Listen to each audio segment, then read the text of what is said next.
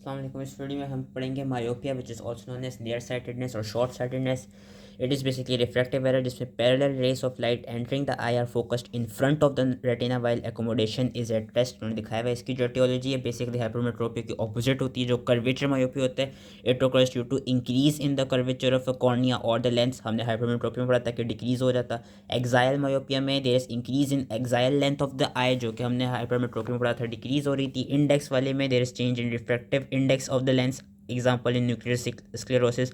और positional myopia is when there is anterior displacement of the crystalline lens. हमने hypermetropia में posterior displacement पढ़ी थी। तीन तरह के मायोपिया होते हैं। Congenital myopia which the name suggest it is present at birth, it could be unilateral और bilateral, it is usually stationary and it is associated with convergent squint. Simple myopia जो कि मोस्ट कॉमनली देखा जाता है, it occurs between, जिसका onset होता है it is usually between 5 to 10 years of age और ग्रेजुअली इंक्रीज करता रहता है up to 20 to 25 years of age तक। It rarely exceeds 6 diopters and there is no degenerative changes in the fundus, whereas pathological myopia, which is known as degenerative myopia, is a progressive myopia, begins at the age of 5 to 10 years and increases gradually, reaching up to 15 to 20 diopters in early adult life. It is strongly hereditary. इसकी pathogenesis क्या है कि जो exile length होती है eyeball की, it continues to increase due to degenerative changes in the sclera which is unable to withstand normal intraocular pressure. Deterioration of the vision occurs with changes in choroid and retina due to elongation and stretching of sclera। वो changes क्या होती हैं बहुत सारी बताएंगे यहाँ से, लेकिन कुछ चार में जो मैं बताऊंगा उनको एटलीस्ट हर हाल में याद रख लेना है। मायोपिक चेंजेस होती हैं ऑप्टिक डिस्क में, like myopic crescent, peri papillary atrophy, super traction crescent. Breaks आ जाते हैं ब्रूक्स मेम्ब्रेन में which are known as lacquer cracks. They appear as yellow irregular branching reticular figure which resembles the cracks in लैक्वर।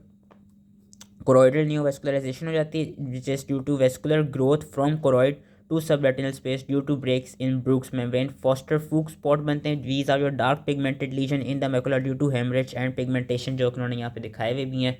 Diffuse patchy कोरोरेटिनल atrophy हो जाती है। Posterior staphyloma, degenerative holes in peripheral retina, increase incidence of retinal detachment and degenerative changes in vitreous हमारे पास आ जाती है। इसमें से जो हमने 5 याद रखनी है वो याद रखनी है कि breaks in Bruch's membrane, लैक्वर cracks याद रख लेने, कोरोइडल न्यूवैस्कुलराइजेशन को याद रख लेने कि वेस्कुलर ग्रोथ हो जाती है फ्रॉम कोरोइड से सबरेटिनल स्पेस में due to the breaks in Bruch's membrane.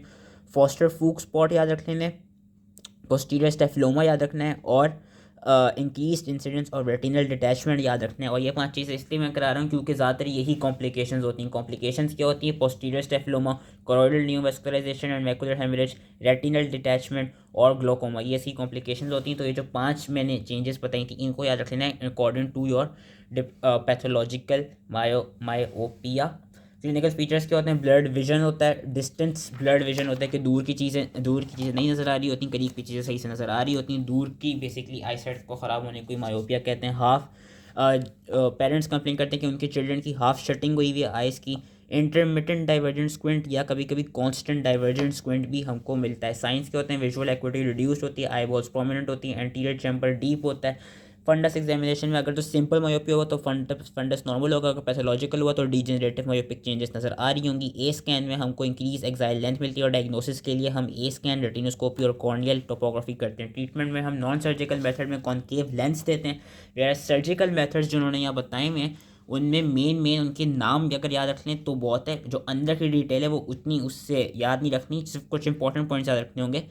Flattening of central part of cornea किस तरह से की जाती है? रेडियल केराटोटमी के थ्रू, फोटो रिफ्रैक्टिव केराटेक्टोमी के through, laser epithelial keratomileusis LASEK surgery के through and LASIK which is laser in situ keratomileusis के थ्रू की जाती है। इनके नाम एटलीस्ट याद रखने सर्जरीज के। अब रेडियल केराटोटमी में करते क्या? डायमंड नाइफ यूज़ करते हैं and radius of the curvature of the cornea is reduced by means of series of radial incisions दी जाती हैं इन द पेरिफेरल कॉर्निया पे। इसमें मेन चीज़ याद रखनी है कि जो रिफ्रैक्टिव पावर है कॉर्निया की उसको डिक्रीज करती है और अप टू 4 डायोप्टर्स को ये करेक्ट कर सकती है।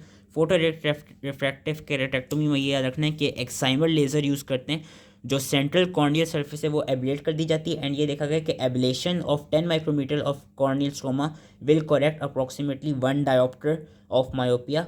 और जो ये होती है photo refractive keratectomy, it basically corrects myopia up to 6 dioptres and astigmatism up to 3 dioptres. LASIK surgery में याद रखना है कि it can correct myopia up to 12 dioptres and astigmatism up to 3 dioptres. And LASIK surgery के advantage क्या हैं कि there is absence of post operative pain and it is more rapid and there is more rapid visual rehabilitation. Then comes your clear lens extraction, जिसमें axial अगर तो axial myopia more than 20 dioptres का हो तो हम जो clear lens होती है उसको रिमूव कर देते हैं। And lastly phakic posterior chamber implant, जिसमें हम करते क्या हैं, एक इम्प्लांटेबल कॉन्टैक्ट लेंस को हम डाल देते हैं कि lens is inserted behind the iris in front of the crystalline lens and this lens is derive from the collagen which with power of 3 to 20 dioptres. तो ये थी और related to myopia. I hope easily समझ में आ गया। बस surgery के नाम याद रखने जो मैंने बताई और इंपॉर्टेंट पॉइंट्स जो बताए ना कि रेडियो केराटोटमी में डायमंड नाइफ यूज़ कर रहे हैं, फोटो रिफ्रैक्टिव केराटोटमी कितना मायोपिया और कितना स्टिग्मेटिज्म को करेक्ट कर सकती है, एक्साइमर लेज़र उसमें यूज़ कर रहे हैं। और रेडियल केराटोटमी का ये कि वो उसमें हम रेडियल इंसिजन्स देते हैं पेरिफेरल कॉर्निया के लेवल पे। बाकी लेसिक और लेसिक के नाम बस याद रख लेने और इनका लेसिक का एडवांटेज याद रख लेना है। So that was all related to myopia. I hope इस समझ में आ गया हो एंड थैंक यू।